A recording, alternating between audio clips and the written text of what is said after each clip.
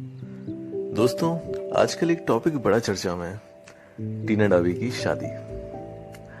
हाँ, टीना डावी शादी कर रही हैं और ये केवल सोशल मीडिया में नहीं, मेन स्ट्रीम मीडिया में भी बहुत चर्चा का विषय बना हुआ है। क्यों? क्योंकि अभी उनका लास्ट ईयर तो तलाक हुआ था। इतनी जल्दी शादी कैसे कर सकती हैं अभी तो? क्योंकि ये फिर आपको लग रहा होगा दो लोगों की शादी है, सबको क्या लेना देना है, तीसरे को क्या करना।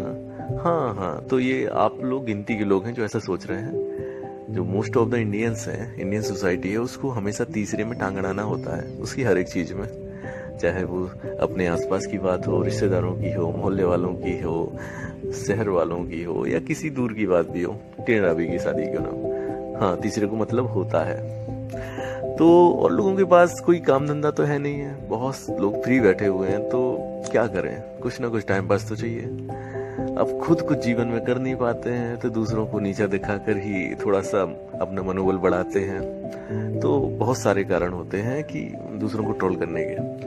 तो पहले हम जानते हैं कि ट्रोल हो क्यों रहे हैं और इतनी शादी का चर्चा का ये जो टॉपिक क्यों बना हुआ है। क्योंकि इनकी जो पहली शादी थी वो अथर आमिर से हुई थी, जो सेकंड रैंकर थे, और टीना भी फर्स्ट रैंकर थी 2015 बैच में। तो बिल्कुल सेलिब्रिटी टाइप से लोगों ने ट्रीट किया उसको और बहुत फिल्मी स्टोरी लग रही थी।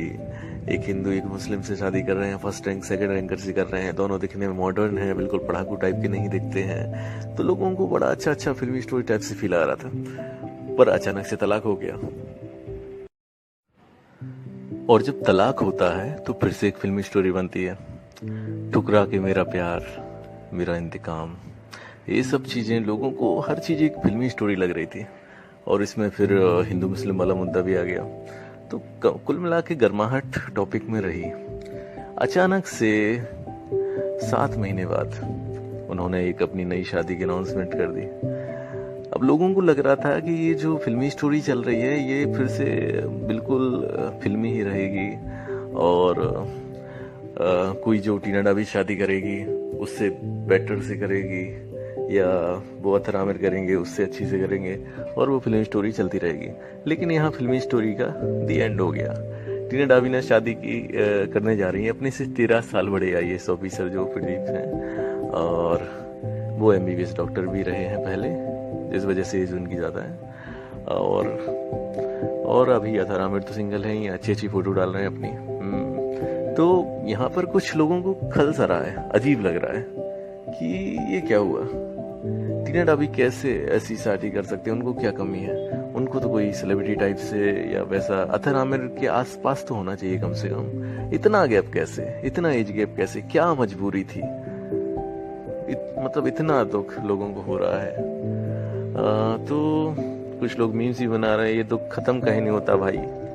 तो कुल मिला के लोगों को बड़ा ही स्ट्रेंज लग रहा है, अजीब सा लग रहा है, क्योंकि लोगों को लग रहा था कि बहुत जो होगा, क्योंकि इंडियन सोसाइटी जो होती है वो किसी को जज करती है, अगर किसी को नहीं जानती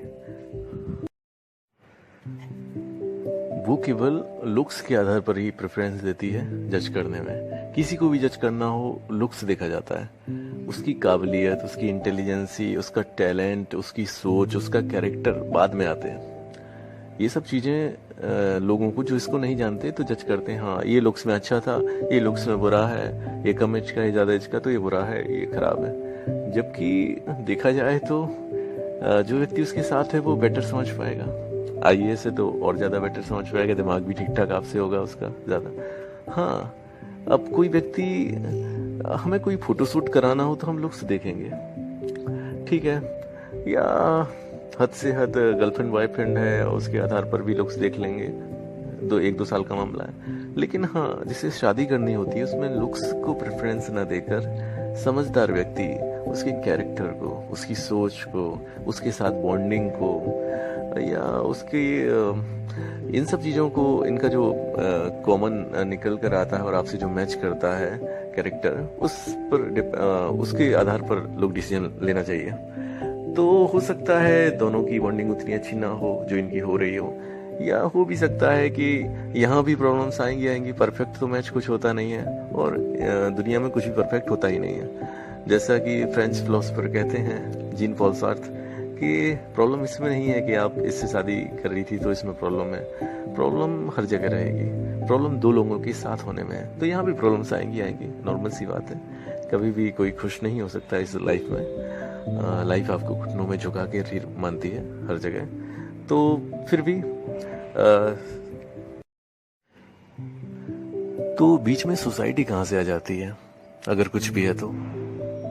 क्योंकि हमारी इंडियन सोसाइटी जो है ना, वो उसमें क्या है, अपना जब मामला होगा तो कहेगा दूसरों को क्यों आना चाहिए, दूसरे क्यों इन्वॉल्वमेंट है, घर वाले ही क्यों ना हो, जो यहाँ की यूथ भी हैं। और जब दूसरे का मामला होगा तो दूर दूर जाकर उनको ट्रोल करेंगे। ये सब दोगलापन है, जैसा कि असनीर भाई कहते हैं। तो यही कारण है कि उनको ट्रोल किया जा रहा है केवल लुक्स की वजह से, जबकि देखा जाए तो वो ज़्यादा सीनियर आईएएस ऑफिसर हैं अथर की तुलना में, एमबीबीएस डॉक्टर भी हैं, ज़्यादा क्वालिफाइड हैं उनसे, ज़्यादा टैलेंटेड हैं।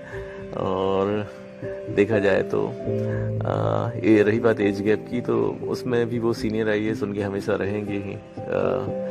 तो उससे, और रही बात लुक्स की, तो लुक्स तो एक टेम्परेरी चीज़ है। अंडर 40 रहेगी 40 के अंदर तक, उसके बाद लुक्स काम नहीं आएगा।